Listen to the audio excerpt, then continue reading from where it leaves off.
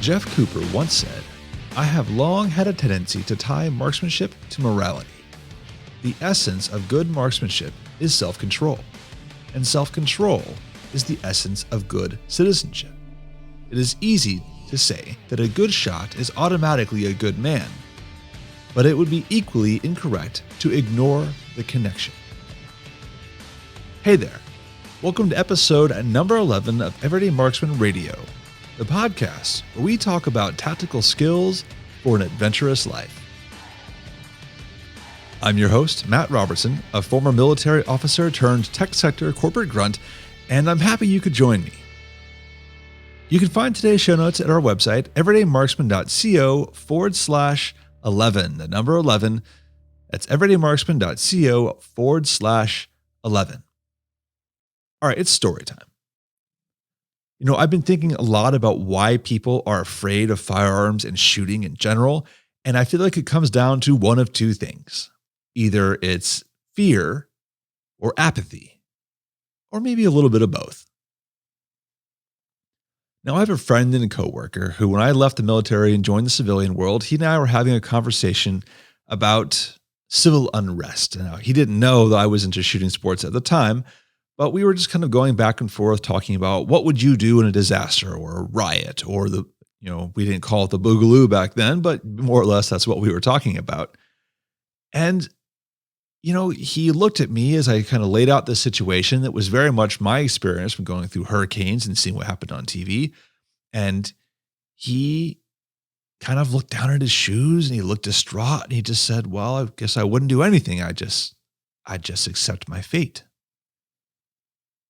Now, this friend of mine, he's actually pretty far down the political left side of the spectrum, and he's very much of an activist. He's always out helping people and building networks, and it just kind of struck me that he seemed like he would be so helpless in this kind of situation, and I just didn't know what to say to that.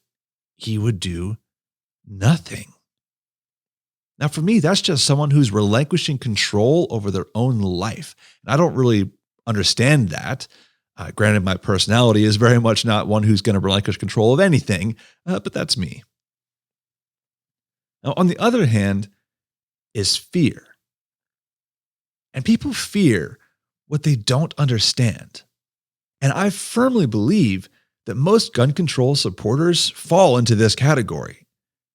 Sure, there are some hardliners who are very much just hate it because of what it is, and that's their loyalties, but there's so many I come across who just don't know any better. They see what's on TV, they never have any exposure, and they just fear it. Now, one of the reasons I started the Everyday Marksman was this very problem. If I can teach others to get past the fear, that they can take control, then they're better for it. If they can exercise control over their own emotions and their environment, and most importantly, their own personal security, then I have helped them become a better and more capable citizen. Now, it didn't make it into the recording, but in the last episode, episode 10, where I talked to Mark Cutright, we had a conversation before I hit record, and this was kind of the realization that I came to, is this is what I really value about what I do, is I want to make people feel confident in their own abilities. If that means teaching them to have those abilities, and so be it. But that's the goal. So with that in mind, I take every opportunity that I can to take new shooters to the range, or just new people to the range, whether they become shooters or not. Yes, that means revealing my interests to people who I might not otherwise say that, "Oh yeah, I shoot a lot of guns." And to be fair, I probably have a little bit of an advantage because I am former military officer. People kind of accept like, "Oh, well, I guess that makes sense." But today, I want to share a story from one such recent foray into taking some friends to the range for their very first trip. One of them, Shane, has shot a few guns before, but generally doesn't like them. The other, William, was visiting from France, and as I'm sure you don't really need to be told, gun laws in Europe are quite a bit different than they are here. So this was his first experience ever handling a rifle. So what I did is before the trip, I asked them some questions as we were doing our safety briefings and kind of tech buildup. And I'll talk about what my process looks like for that. And then we went to the range. And then I talked to them again after the range to get their thoughts and feelings about how they thought it went. My goal in telling all this to you is to show you what my process looks like for when I take somebody to the range for the first time and it's their very first exposure to guns. Because I think this is such a vital piece of keeping people on our side. Now, in another episode, I'm going to have an interview with my wife who will tell the story of how her first range trip went. And spoiler alert, it was not good. And I learned a lot from that experience and I apply that to what I do now. Okay, well, enough of the introduction. Let's go ahead and start talking about what it looks like for me to take a new shooter to the range for the very first time.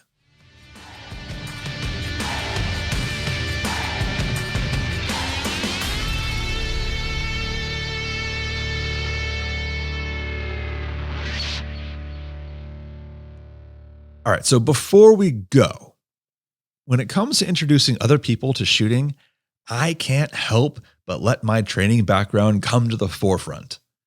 So I start with a very frank conversation about what they expect to happen, what's on their mind, and more importantly, what fears they might have. You would be surprised that just by talking about these things, people put words to their emotions and it actually helps them immediately start having control over those emotions. They can put to words like, yeah, I'm afraid about this happening. And then you can watch it in their eyes that when they put a words to what they're actually afraid of, they're like, maybe that's not so scary after all. Now, Shane, for example, lives out in a farm far away from the city, and he was nervous about the safety precautions and all the rules and everything that goes along with shooting at a public range because he has never shot at a public range. He's shot some pistols and shotguns off of his backyard, which I'm sure I would be doing if I lived out in the middle of nowhere as well. We've all seen videos of dumb behaviors at the range, and nobody wants to be that guy. I think mine would be like just making sure we go through all the safety precautions, right? Usually like when I've shot in the past before, it's with like one or two people and we're out in the middle of nowhere. But being at a range, obviously more things can go wrong, but they also take more precautions. Now, William, who has never shot a rifle before, much less an AR-15, was nervous because he just didn't know what to expect. And he was actually most worried about the recoil. Maybe just the feeling of the recoil, because I know it can be, I'm guessing you have different levels of recoil depending on the weapon, but I haven't had this feeling ever, so that'll be pretty. He also couldn't help but wonder about the emotional impact of holding a weapon in his hands and firing it. It can be pretty heady stuff, and I know I'm not going to get into this whole thing about weapons of war arguments because I think they're stupid. But the bottom line is that when I take an AR-15 out of my safe and hand it to somebody who has never held a rifle before, it feels like Call of Duty. It feels like, quoting, weapon of war. So I get where he's coming from. You know, safely this much power in your hands, that must be a strange feeling as well. So after we have our initial discussions about what their expectations are and what they're afraid of, we actually start the training piece of this. And I always start with what you probably do, and that's Cooper's 4 basic safety rules. Number 1, treat every weapon as if it's loaded. Number 2, always point it in a safe direction. Number 3, finger off the trigger until you're ready to fire. And number 4, be aware of your target and what's behind it. I have people repeat these rules until they can do it from memory. And only then will I go to my next step in the pre-flight checklist, as it were. The next step to me is I break out an old Airsoft M16A2 that I've got from way back in the day. I like it because it's about the same size and shape as a AR-15, and it has some weight, it has a magazine, it has all the right parts, but it's not a real rifle. So together, we review all the basic features. I talk about the muzzle, the handguard, grip, stock, the safety, the charging handle, the sights, and how to use them. And I have them show me that they can handle it safely, even though it's a toy. Once I'm happy they can do that, I grab a real rifle from the safe and have them demonstrate safe handling, loading, and unloading, again, using a rear rifle with no live ammo. I do what's called a penny mag, which I learned from Max out at Max Velocity Tactical, where I wedge a penny into the feed lips of a magazine, kind of push the follower down till it wedges in there. And that way you can insert the magazine, run the charging handle, drop the magazine, and nothing locks in place. So you can have them repeat over and over that muscle memory of how to load the rifle and unload the rifle. Now, even this relatively short safety session does wonders to relieve stress and tension from new shooters because they start to see that there are rules. It's possible to be safe. The weapon does not have a mind of its own. And as one of my software students once told me, it doesn't do what you think it's going to do. It does what you tell it to do. That's paraphrasing. That's not fully what he said, but you get the idea. Now, before we left, I asked William if he was going to go back and brag to his friends about this. And of course, he enthusiastically said he would. And I think after we got back from the range, that's even more so. Oh yeah, for sure. Yeah, they're gonna say, oh, it's such an American experience, and I'll say, yeah, well, it's from Europe we have a different perspective on firearms, but it's good to be open minded about it, and for sure I'm gonna talk about it. Maybe we'll take some pictures and I can show this and I can brag about it. So from there, we left and arrived at my local range, which is Silver Eagle Group. And I've previously reviewed that range in another article. I'll leave that in the show notes. Now, the range has its own safety briefing that lasts about 30 minutes, and it covers all the same kind of rules that I already talked about with them, as well as the range policies and lead abatement practices when you're done shooting, which is really nice. I've never been to a place that does that before. And, between my pre-range training session and the range's own lecture, I think we really drove the point home about safety to the point they're probably feeling nervous that they might do something wrong. Now, in all, everybody really enjoyed the session. I taught some basic rifle marksmanship skills and practices and had them go up there and do it. And you know what? William was a natural. He quickly took to shooting rifle and the pistol I brought along, which was a Beretta 92A1. And you have someone hooked when they fire that shot and you see that smile spread across their face. And then they want to do that second shot, which he couldn't do with the way I do things. Because speaking of that first shot, one practice I've picked up with new shooters is I only load a single round into the magazine for the very first time. When I lived in Montana, I took out a friend and his wife, and I loaded a full magazine for the Beretta and handed it to her, pointed her down range, and said, all right, go shoot. After the first shot, she flinched, cursed, pointed the pistol in the air, and squeezed the trigger again. And I have no idea where that bullet came down. Thankfully, nobody was hurt. But my lesson learned from that was you never know what someone's going to do when they experience recoil for the first time. So ever since then, when I take somebody to the range, I only load a single shot in the magazine and let them fire it. Let them see and experience what that's going to feel like.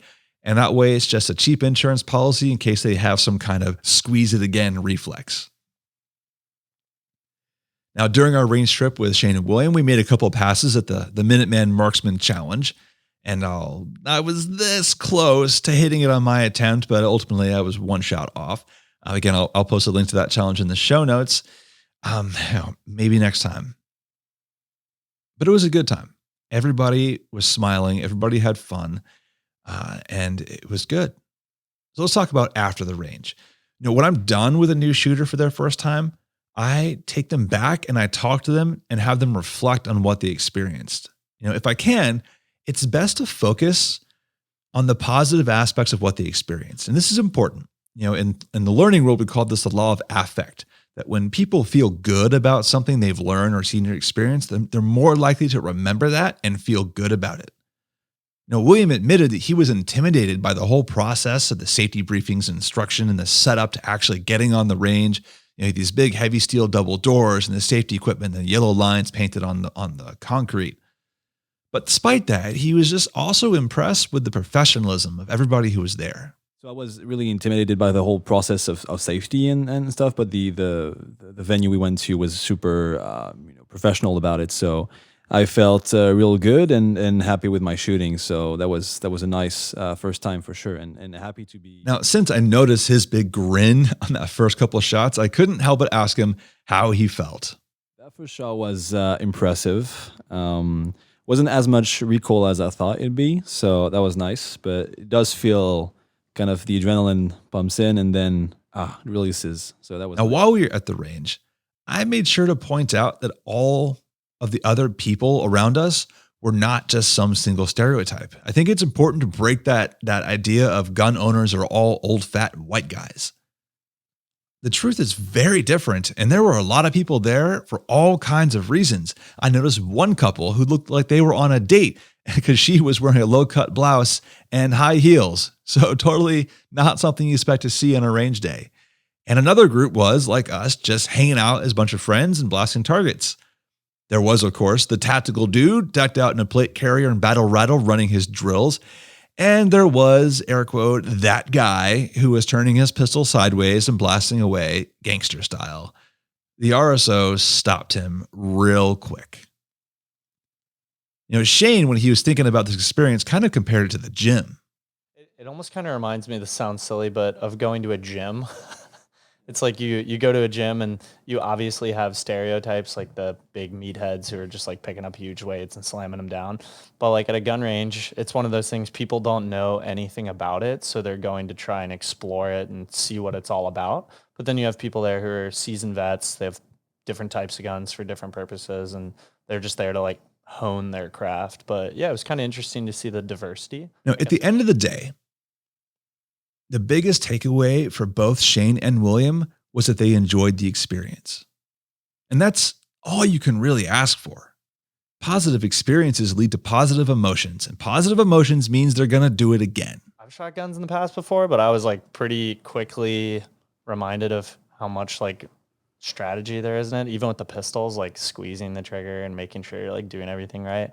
But William was really good at it for a first timer. So that was pretty awesome. Yeah, I can just see how much the technique is. I mean, in any sport, I guess you just feel like the technique is so important with it. So having the right posture and the right breathing technique was really decisive. So much of the experience rides on the other people around you creating that good experience. And thankfully, that was the experience that day. Everyone else was friendly and willing to jump in and help out and answer questions. We didn't do anything like, hey, man, can I shoot your gun or anything like that? But just everybody was just having fun. And even William enjoyed the RSOs were complimenting his shooting, especially for a first timer. Everybody else was super friendly and generally, again, professional. And you feel that there's this common passion or at least interest. So to me, one of the most important questions to ask after a range trip for the first time is seeing if they want to keep doing it, if they want to do it again. If the answer is yes, then you have been successful and broadened their horizons and their minds and their emotions, and they're hooked. It does open my mind, and I understand a lot now why you would spend time, energy, and money as well in this sport, because it's captivating just like anything else. Riding your bike, playing guitar, feels similar in this matter. Now, before I sign off, thank you for listening. This was a new podcast format where I recorded snippets along the way and kind of inserted the quotes as I talked about it. Let me know what you thought. Did you like it? Did you not like it? You can find the episode show notes at everydaymarksman.co/11 and leave a comment. While you're there, don't forget to subscribe to Everyday Marksman via the big green subscribe button or follow us on your podcast media player of choice. One more thing. I want to hear about your first experience at the range. What worked for you? What didn't? Leave your comment on the page or send it to me via voice over Zello. You can find me at themarksman13n. All right, that does it for me. I want you to have a great day, and I'll catch you next time. And I'll for sure try it again, and I want to learn more about it's a field that can be a field with knowledge, and you can learn a lot. So as someone who likes learning new things, it's definitely something I want to get more knowledge on, and whenever I'm back in the US, I'll for sure try it out again. You said you were going to move on to the 50 cal next, right? Oh yeah, for sure. Yeah. Cool. Just making sure. Gatling gun. Thought you mentioned just that in at the some range, point. 25 Yeah, feet. no big deal. Yeah, 25. Yeah. Yeah.